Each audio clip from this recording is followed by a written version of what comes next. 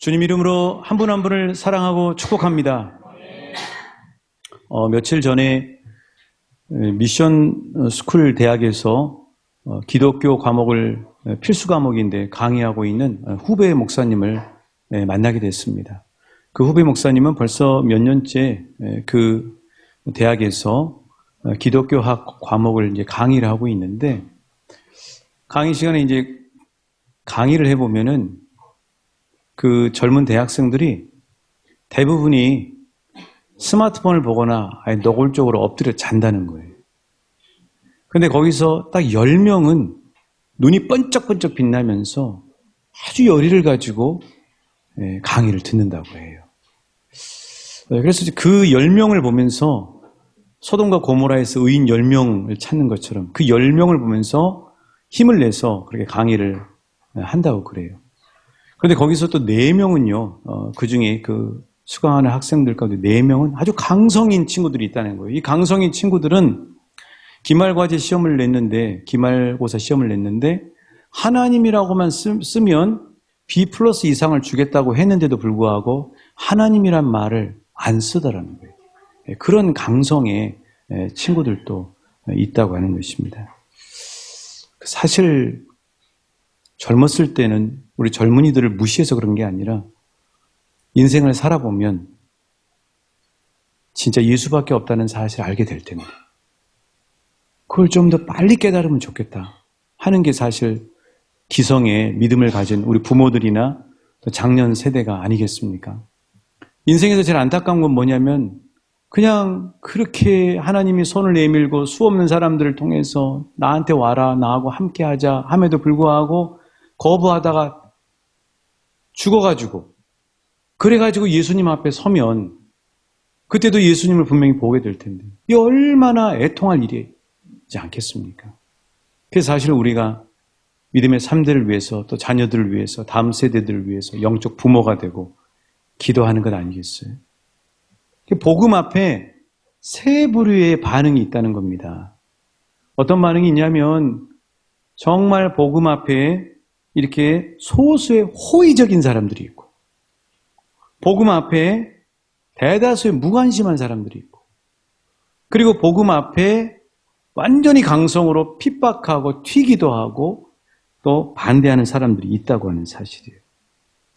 그런데 이제 하나님은 성경을 통해서 우리에게 말씀해 주시기를 성경에서는 구원받는 사람은 작다고 얘기를 하고 있어요. 하나님은 모든 사람이 구원받기를 원하시는데 실은 구원받는 사람은 작다. 그래서 이 구약성서의 소선지서를 보면은 많이 나오는 단어가 영어로 한번 따라해 주시겠어요? 렘넌트. 이 영어로 뭐냐면 소수란 말이에요.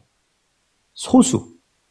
실은 우상에 유혹되지 않고 중간에 딴 길로 가지 않고 끝까지 철로역정처럼 하나님 나라에 입성해서 구원의 그 놀라운 영광의 면류관을 받는 사람은 생각보다 많지 않다는 거예요. 자, 이런 복음 앞에 반응하는 사람들이 있다고 하는 사실입니다. 자, 오늘 복음이 지금 솔로몬 행각에서 전해지고 있습니다. 베드로를 비롯한 사도들이 안진뱅이가 치유되고 난 다음에 그 앞에 있는 많은 사람들에게 복음을 전하고 있는 것이죠. 이렇게 복음을 전했습니다. 여러분, 예수님은 부활하셨습니다. 그럼도 여러분도 예수님을 믿으면 부활하십니다. 이렇게 복음을 전한 거예요. 그랬는데 감사하게도 무려 남자 숫자 기준으로 해서 5,000명이나 되는 사람들이 예수님을 영접하고 구원받는 역사가 일어나게 됐어요. 그런데 그런 사람들이 있는 반면에 아주 강성으로 복음에 대해서 적대시하고 핍박하고 반대하고 심지어는 사도들과 제자들을 감옥에다가 집어넣는 사람들이 있었다고 하는 것이죠. 그 사람들이 어떤 사람들이라고요? 우리 1절, 2절 한번 같이 읽어보시겠습니다. 1절, 2절입니다. 시작. 사도들이 백성에게 말할 때 제사장들과 성전 맡은 자와 사두개인들이 이르러 예수 안에 죽은 자의 부활이 있다고 백성을 가르치고 전함을 싫어하여. 누가 싫어해요? 제사장들 또 성전 맡은 자라고 돼 있는데 실은 이 사람은 성전 경비대장이에요. 그 다음에 사두개인들. 자, 이런 사람들은 예수 부활과 복음에 대해서 아주 강성으로 반대하고 적대시한다고 하는 사실이에요. 자, 그렇다면 여러분, 왜 이 사람들은 소위 그 다음에 사, 줄여서 한 얘기입니다. 제성사들은 왜 이렇게 사도들이 복음 전하는 것을 극도로 경노하고 싫어했을까요? 그 이유가 뭘까요? 표면적으로 볼 때는 교만해서 그래요. 또 하나는 위선으로 가득 차 있기 때문이에요. 그리고 또 하나는 자기들의 생각과 가치관으로 꽉 차 있기 때문이에요. 이게 겉으로 보이는 이유입니다. 그런데 실제적으로 깊숙이 들어가 보면, 영적으로 보면 이 제성사들이, 제사장, 성전경비대장, 그리고 사두개인들이 복음 앞에 핍박하고 거스르고 적대적으로 대하는 이유는, 따라해 주시겠습니다. 사도들과 영이 달라서. 사도들과 영이 달라서예요. 사도들은 예수의 영이 붙들려 있는데 이 사람들은 안타깝게도 자기 영이나 예수의 영이 없었기 때문이라고 하는 사실이에요. 영이 다르니까 받아들이지 않게 되고 오히려 거부감을 갖게 되는 것이죠. 여러분, 우리가 전도를 해보거나 또 예수님을 전해보면 이 세 가지 부류의 사람들이 그대로 있어요. 아까 그 목사님이 미션스쿨 대학에서 이야기했을 때 반응했던 세 가지 부류가 실은 우리가 삶의 자리에서 예수님을 전할 때도 반드시 만나는 부류예요. 처음 뵀는데도 불구하고 영적으로 통하는 사람이 있어요. 그리고 심지어는 우리가 복음 전도지를 나눠드리고 예수님을 전하고 새벽방을 전할 때 눈빛으로 막 우리를 응원해 주는 사람들이 있다고요. 영적으로 통한 사람들이에요. 그분들은 왜 그러냐 하면 우리와 똑같은 예수의 영을 가지고 있는 사람들이기 때문이에요. 그 예수님을 어머니 마리아가 성령으로 임신을 했을 때 이제 하루는 날을 잡아서 유대의 한 마을의 친척집을 방문하게 됩니다. 그 집은 누구 집이었냐면요, 바로 예수님의 친척이었던 세례 요한의 집이었어요. 예수님보다 6개월 전에 임신을 했거든요, 세례 요한은. 그래서 그 집에 마리아가 쫙 들어가니까 대문에 들어서자마자 그 복중에 있는 세례 요한, 그리고 그 어머니 엘리사벳이 뭐라고 돼 있냐면은 복중에 있는 아이가 막 반응하면서 뛴다고 이 성경 기록하고 있어요. 자, 한번 같이 보시겠습니다. 누가복음 1장 41절이에요. 스크린에 같이 읽습니다. 시작. 엘리사벳이 마리아가 무난함을 들음에 아이가 복중에서 뛰노는지라 엘리사벳이 성령의 충만함을. 그렇죠. 왜 그래요? 같은 예수의 영, 성령의 사람이기 때문에 반응하는 거예요. 심지어는 복중에 있는 태아가 반응을 해요. 옆 사람을 한번 봐보십시오. 영적으로 통하는지. 통하죠. 그러니까 왕춘교회 공동체를 이루고 있는 거죠. 통한다고요. 우리는 우리 교인이니까 통하지만 다른 교인들을 만나도 예수의 사람들을 만나면 통해요. 서로 눈빛이 주고받고 대화를 해도 잘 소통이 된다고요. 그건 뭐냐면 같은 영인 예수의 영을 가졌기 때문이에요. 그런데 복음에 대해서 거부감이 아니라 아주 무관심한 사람들이 있습니다. 사형리로 복음을 전해보면은, 사형리 책장을 넘기면서 복음을 전해보면은 막 처음에는 듣는 것 같다가 몸을 비틀기 시작해요. 그러다가 하품을 하기 시작하고요. 나중에는 졸음이 와가지고 막 졸고 그렇게 하는 분들이 있습니다. 자, 이런 분들은 왜 그러느냐? 이런 분들은 실은 아직은 예수의 영에 사로잡힌 것이 아니라 육의 사람이기 때문이에요. 육의 사람. 아직 예수님이 그 마음 안에 들어오지 않은 사람이에요. 이게 고린도전서 2장 14절의 말씀이에요. 고린도전서 2장 14절 같이 읽어보십니다. 시작. 육에 속한 사람은 하나님의 성령의 일들을 받지 아니하나니 어리석게 보임이요 또 그는 그것들을 알 수도 없나니 그러한 일은 영적으로 분별되기 때문이에요. 육에 속한 사람은 성령의 일들을 받지 않아요. 그리고 어리석게 보여요. 그리고 알지도 못해요. 이 시간에 제가 여러분에게 하나님 말씀을 받아서 설교할 때 여러분 100% 다 이해하실 수 있습니까? 제가 어떨 때 이야기할 때 예를 들어서 우리의 주머니를 하나님 나라를 위해서 막 흘려보내면 하나님이 채워준다고 하는 얘기를 생생하게 전해도 저는 그걸 경험하고 살기 때문에 이야기하지만 그걸 경험하지 못한 사람은 이해를 못하는 거예요. 심지어 오해를 해요. 목사님 뭔가 의도를 가지고 얘기하나 보다 하고 오해를 한다고. 왜요? 영적으로 경험을 안 했기 때문에. 전혀 영적이지 않은 육의 사람들은 하나님 말씀을 지루해하고 하나님 말씀이 어리석게 보여. 그게 말이나 되는 소리야? 그게 뭐 말이나 돼? 진짜 어디서 돈이 흘러들어와? 하고 이해를 전혀 못하고 졸기까지 한다고. 육의 사람이니까. 자, 그런데 영적으로 이 사두개인과 제사장과 성전 경비대장처럼 적대하는 사람들이 있다고 성경은 이야기하고 있어요. 이런 분들은 왜 맞서고 적대하느냐? 복음에 대해서 막 핍박하고 하느냐? 뭔가 교회나 교인들에 대한 상처가 있던지, 아니면은 예수의 영을 모시는 게 아니라 다른 영, 다른 신을 모시고 있던지 하는 사람들이 적대적으로 대할 때가 많아요. 여러분 많이 경험해 보셨잖아요. 심지어는 우리와 같은 성경책을 가지고 다니고 같은 찬송가 370장 주 안에 있는 나에게 찬송을 부름에도 불구하고 영적으로 맞지 않고 맞서는 사람들이 있어요. 이단들이 그래요. 이게 참 희한한 거예요. 분명히 우리와 함께 신앙생활할 때는 서로 통하고 함께 기도하고 영적으로 맞서지 않고 영적으로 이렇게 공감이 됐는데 이단에 물들고 이단에 빠지기만 하면 적대적으로 대하기 시작해요. 그 왜냐하면 예수의 영이 아니에요. 교주의 영이고 사탄의 영이 들어가서 그래요. 그게 영적으로 안 맞는 거예요. 적대하는 거죠. 자, 요한일서 1장 4절 6절이 바로 요한일서 4장 6절 말씀이 바로 그 말씀이 되겠습니다. 왜 그 이단들은 왜 우리에게 적대적으로 반응하는 사람들이 있는가? 같이 읽어보십니다. 시작.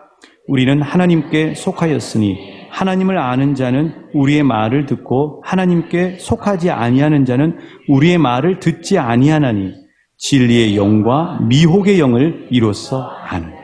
그렇죠. 미혹의 영이에요. 미혹의 영. 왜 이단에 빠지냐면 미혹의 영에 사로잡히기 때문에 이단에 빠지는 거예요. 그러니까 절대 우리가 자신만만해하면 안 돼요. 왜냐하면 미혹의 영이 있기 때문에. 그래서 우리는 아예 그냥 상종을 말고 단단히 기도하고 우리 자신의 믿음을 지키고 그들을 위해서 기도하고 그렇게 하는 것이 지혜로운 삶입니다.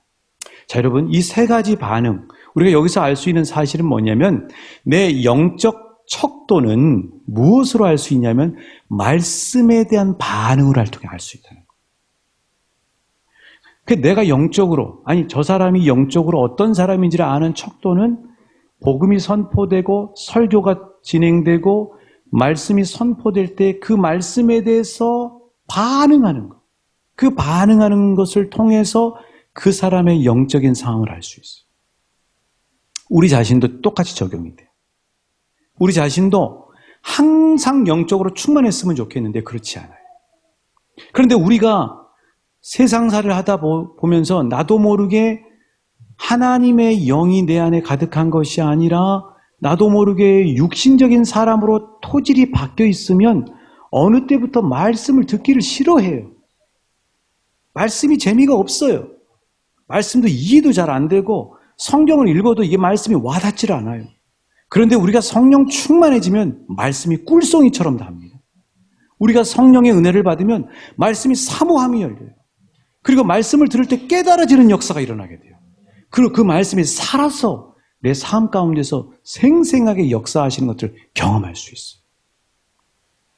사랑하는 여러분, 저 여러분은 요즘 하나님의 말씀에 대해서 어떤 반응을 일으키시고 계십니까?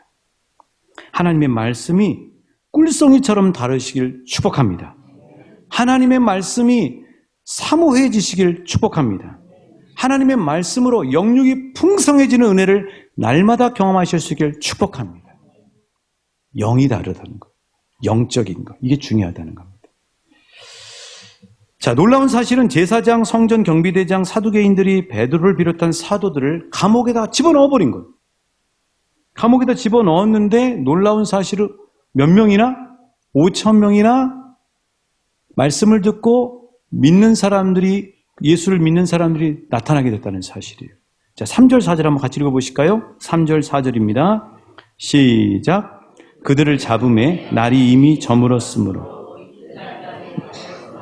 말씀을 들은 사람 중에 믿는 자가 많으니 남자의 수가 약 5,000이나 되었다. 여러분, 3절에서는 제자들이 지금 어디가 있는 거예요? 감옥에 수감되어 있는 겁니다. 그렇죠? 그런데 4절에서는 어떤 역사가 일어나요? 말씀을 들은 사람 중에 믿는 자가 많은데 남자의 수만 5,000명이나 구원받는 역사가 일어나게 됐다는 사실이에요. 여러분, 이 말씀에서 우리가 확인할 수 있는 사실은 복음의 열매는 누가 맺힌다? 사람이 하는 게 아니라는 거예요. 제자들은 감옥에 들어가 있잖아요. 제자들은 복음의 통로요, 복음의 도구일 뿐이에요. 그 영혼이 예수를 받아들이고 그 영혼이 말씀의 감동 감화를 받는 것은 누가 하냐면, 따라해 주시겠습니다. 성령 하나님이 하십니다. 사람이 하는 게 아니에요. 성령 하나님이 하신다고. 베드로도 이 얘기를 하잖아요. 자, 베드로가 고넬료의 집에 초대를 받습니다. 말씀을 전해요. 어떤 역사가 일어나냐? 고넬료의 모든 가족들이 다 예수를 믿게 돼요. 그때 누가 역사했는지를 생생하게 고백하고 있습니다. 사도행전 10장 44절이에요. 시작. 베드로가 이 말을 할 때 모든 사람에게 내려오시. 그렇죠. 베드로가 복음을 전했을 때 누가 내려오셨어요? 성령님이 내려오셨어요. 그런데 이 성령님이 내려오신다라고 하는 이 원문을 보면 어떻게 되냐면 위에서부터 내려온다 이런 뜻인데, 다른 말로 얘기하면 위에서부터 확 포옹을 해버린다. 이 시간에 저는 말씀을 전하는 도구일 뿐이에요. 복음을 전하는 통로라고요. 제가 말씀을 전할 때 땀을 삐질삐질 흘리면서 아무리 소리를 내면서 해봐야 성령님이 역사해 주셔야 우리가 그 말씀의 능력을 경험한다는 사실이에요. 이 시간에 종이 올라오기 전에 가장 간절히 기도한 건 뭐냐면, 성령님, 이 고넬료의 집에서 있었던 것처럼 성령님이 말씀을 선포할 때에 내려오셔서 한 분 한 분의 우리 왕춘교회 성도님들을 포근히 안아주십시오. 이 시간에 그 역사가 일어나길 소원합니다. 성령님이 한 사람 한 사람을 안아주는 거예요. 우리가 수련회 때, 기도할 때, 말씀을 들을 때, 뜨겁게 하나님 찬양할 때 성령님이 내려오셔서 한 사람 한 사람 안아주는 역사가 있기를 기도하면서, 기대하면서 나가길 소원합니다. 성령님이 역사해야 돼요. 사도 바울도 이 사실을 알았어요. 사도 바울이 고린도전서 2장 4절 5절에서 이렇게 말씀했습니다. 누가 역사해야 되느냐? 사람이 말 잘해서 되는 게 아니라니까요. 누가 무슨 설교자가 말을 잘해가지고 그 사람이 믿는 게 아니라고요. 이거예요. 이 역사예요. 우리 같이 읽어보십니다. 시작. 내 말과 내 전도함이 설득력 있는 지혜의 말로 하지 아니하고 성령의 나타나심과 능력으로 하여 너희 믿음이 사람의 지혜에 있지 아니하고 다만 하나님의 능력에 있게 하려 하였노라. 아멘. 그렇습니다. 성령의 나타남과 능력으로 복음 앞에 반응하게 된다는 사실이에요.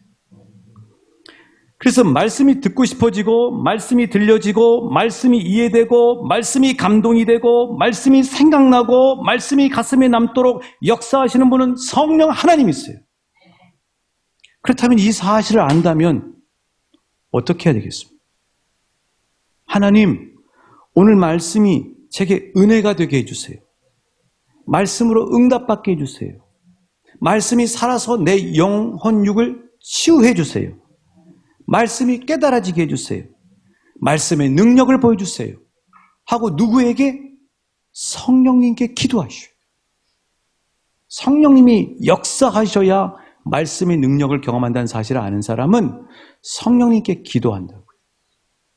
하나님, 말씀이 내 자녀에게 들려지게 해주세요. 말씀이 믿어지게 해주세요. 말씀이 생각나게 해주세요. 내 자녀가 말씀을 좋아하게 해주세요. 하고 자녀를 위해 성령님께 기도하게 되어 있어요. 왜냐하면 성령님이 역사해야 된다는 사실을 아는 사람. 그래서 하나님은 누가복음 11장 13절에서 이렇게 말씀하셨습니다. 왜 우리가 40일 동안 준비기도가 중요하느냐? 준비기도를 하고 수련회에 참여한 사람과 준비기도를 하지 않고 수련회를 참여하는 사람은 완전히 다르다는 사실이에요. 누가복음 11장 13절입니다. 시작. 너희가 악한 자라도 좋은 것을 자식에게 줄 알거든 하물며 너희 하늘 아버지께서 구하는 자에게 성령을 주시지 않겠느냐 하신. 누구를 구해요? 성령님께 구해야 돼요. 하나님 앞에 구해야 되는 거예요. 하나님 이번 수련회 때 내가 은혜 받기를 원합니다. 구해야 돼요. 그래 하나님이 그 마음을 알고 그 간절함을 알고 구하는 자에게 마태복음은 좋은 것으로 누가복음은 성령을 부어주시지 않겠느냐 말씀하셨어요. 사랑하는 여러분, 열심히 준비기도에 임하시길 축복합니다. 사모함으로 준비기도에 임하시길 축복합니다. 그래서 기도로 준비하셔서 하나님이 주시는 이 좋은 기회를 누리시고 또 하나님의 놀라운 은혜를 경험하시길 주님의 이름으로 축복합니다. 하나님, 여름 수련을 앞두고 준비기도 하는데 주님, 제가 말씀 듣고 기도할 때 깨달아지게 해주시고 은혜 받고 성령 충만하게 해주세요. 같이 해야 되겠어요. 주님, 제가 말씀 듣고 기도할 때 깨달아지게 해주시고 은혜 받고 성령 충만케 해주세요. 내 자녀들과 믿음의 제자들이 성령 하나님을 통해 예수님을 인격적으로 만나게 해주세요. 주님, 강사 목사님을 성령님이 붙잡아 주셔서 충만한 기름 부으심을 우리에게 허락해 주세요. 할렐루야. 그래서 사람의 말주변이 아니라 성령 하나님이 역사하셔야 감동 감화의 은혜가 일어나게 됩니다. 그래서 성령 충만한 교회는 사람의 소리가 큰 교회가 아니라 기도 소리가 큰 교회입니다.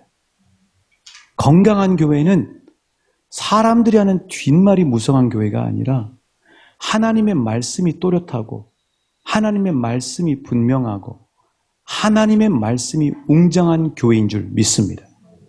그 교회가 우리 왕춘교회인 줄 믿습니다. 자, 그렇다면 지난 주일에 교회와 가정의 공동체는 서로 마주보는 공동체가 아니고 같은 방향을 봐야 된다고 말씀드렸어요. 그래서 여러분, 우리 예배당의 이 자리를 보세요. 서로 마주보고 있습니까? 앞쪽을 보고 있습니까? 같은 방향을 바라보고 있죠?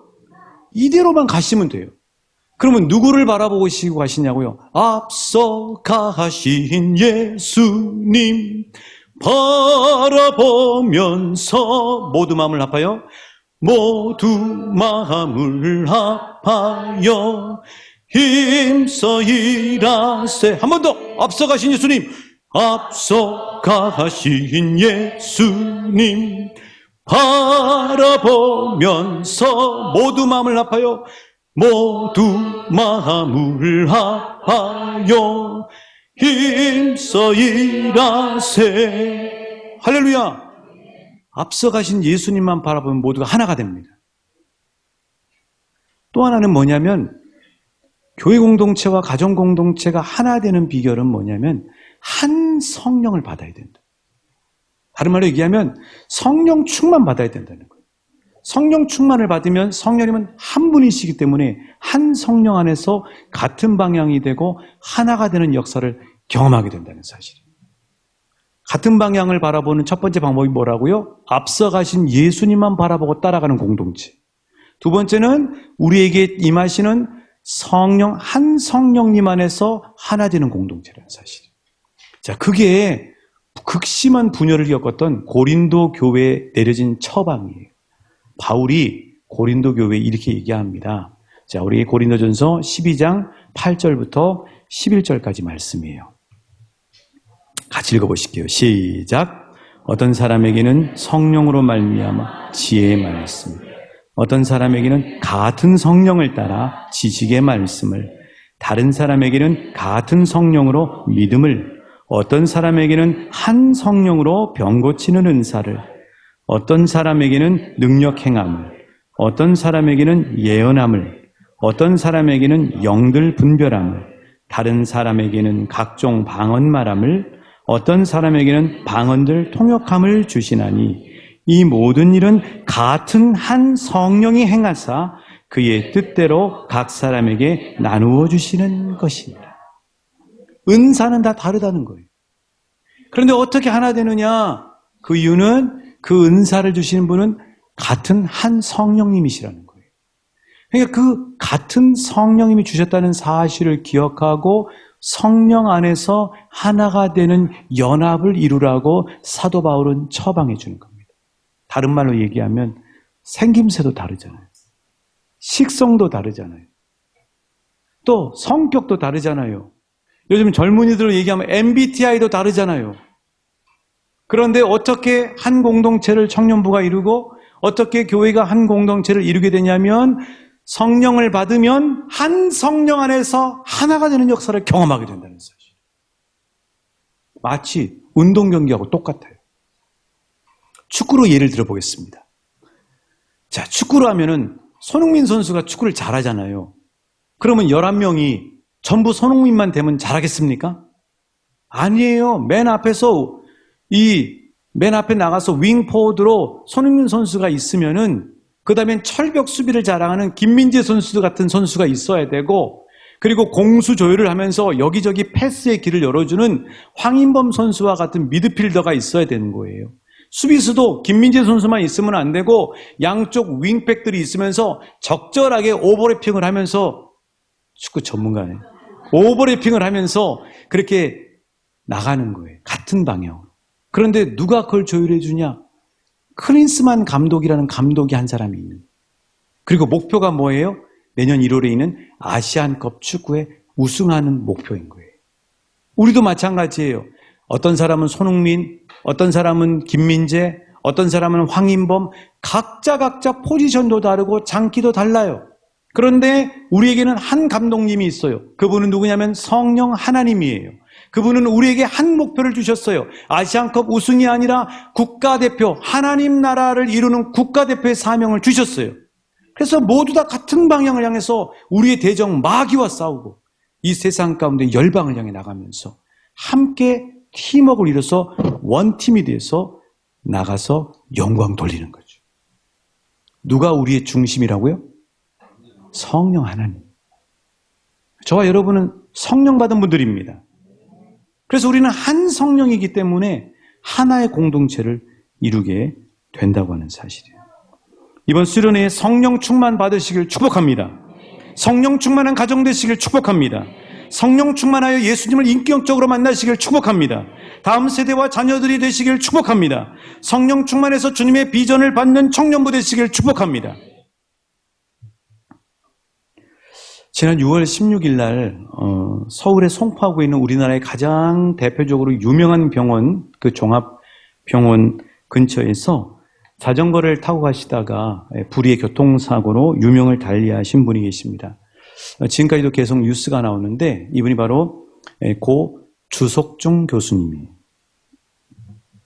이분이 우리나라 심장수술에 손꼽히는 명이라고 합니다. 그래서 얼마나 손꼽히냐면은 의학계에서 대체 불가인물이라는 거예요. 대체 불가인물. 그런데 이분이 의술만 뛰어나신 것이 아니라 장기려 박사님처럼 인술이 뛰어났어요.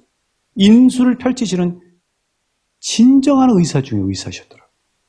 그 미담과 칭찬들이 계속해서 본물처럼 전국에 이렇게 계속해서 전해지고 있습니다. 응급 환자들을 위해서 병원에서 10분 거리에 사셨어요. 위급한 상황에 빨리 대처하기 위해서 병원 가까이 사셨던 거죠. 근데 이분이 이제 돌아가시고 난 다음에 가족들이 이분의 그 병원 연구실에 짐들을 정리하러 갔을 거 아닙니까? 짐들을 정리하러 가서 보니까 라면 스프와 라면 부스러기들이 너무 많더라는 거예요. 밥을 제대로 못 드신 때가 많았다는 거예요.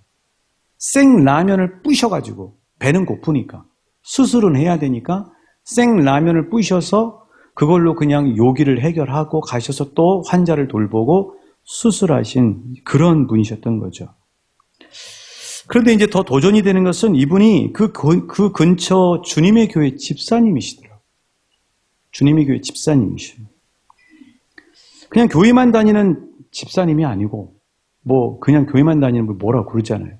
그런 분이 아니고 새벽 기도 때 서는 호산나 성가대원으로 섬기셨어요. 잠을 쪼개서 자고 식사를 제때 못 하시는 분이 새벽마다 성가대에서 성가대원으로 섬기셨다는 사실이에요. 새벽 제단 쌓고 기도하신 거죠. 이 큰아드님이 장례를 다 마치고 이제 오신 분들에게 감사의 글을 보내는데 이 큰아들이 아빠 연구실에서 이것저것 정리하다 보니까 한쪽 벽에 만년필로 이렇게 써져 있더라는 거예요. 영어로 좀 읽을 테니까 이해하십시오. But what can I do in the actual healing process? Absolutely nothing. It is all in God's hands. 무슨 뜻이냐면은 그러나 실제 치료 과정에서 제가 무엇을 할 수 있겠습니까? 절대적으로 아무것도 없습니다. 그것은 모두 주님 손안에서 이루어집니다. 고 주석중 교수, 주석중 집사님은 우리와 같은 시대를 살면서도 전혀 다른 반응으로 사십니다. 저를 포함한 많은 사람들이 돈과 명예와 자리를 추구하며 전전긍긍하며 살지만 주 집사님은 말씀에 반응하고 성령님과 동행하고 믿는 자로서 예수님이 가셨던 좁은 길을 따라 가셨습니다. 하나님의 손안에서 환자들을 치료하시고 수술하셨습니다. 한 번뿐인 자신의 인생을 가장 복되게 하나님께 영광 돌리며 59년의 짧은 삶을 사시다가 주님 곁으로 가신 분이 바로 이 성령의 사람이 주석중 집사님인 거죠. 교회 안에서는 예배와 기도와 충성 봉사의 삶을 사셨고 직장과 삶의 자리에서는 겸손과 성실과 섬김을 다하는 성령 충만의 삶을 사셨던 것이죠. 같은 시간, 다른 반응. 같은 시기, 다른 삶을 사는 비결이 뭘까요? 성령 받아 영의 사람이 되어야 합니다. 성령님의 도움으로 말씀에 사로잡혀야 됩니다. 한 성령 안에서 복음 사명을 위해 달려가셔야 돼요. 성령 충만 받아야 돼요. 맥주감사절이 바로 이 성령 충만 받는 날입니다. 저와 함께 찬양하시면서 성령님 충만하게 나를 사로잡아 주시옵소서. 함께하고 함께 기도해 보시지 않겠습니까?